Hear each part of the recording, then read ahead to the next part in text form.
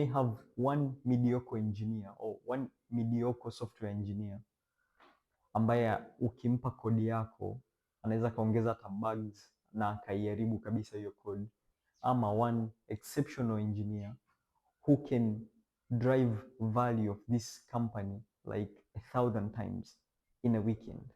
So the best bet you can make as a company is hiring top talents, and hiring top talents in kwenye income producing activities nimesema, so that is sales and marketing, the people who are selling to your people or the marketing process, ama hiring top talents kwenye operations or hiring top talent in the product, yani product development. Like that is the best return on investment you can make as a business.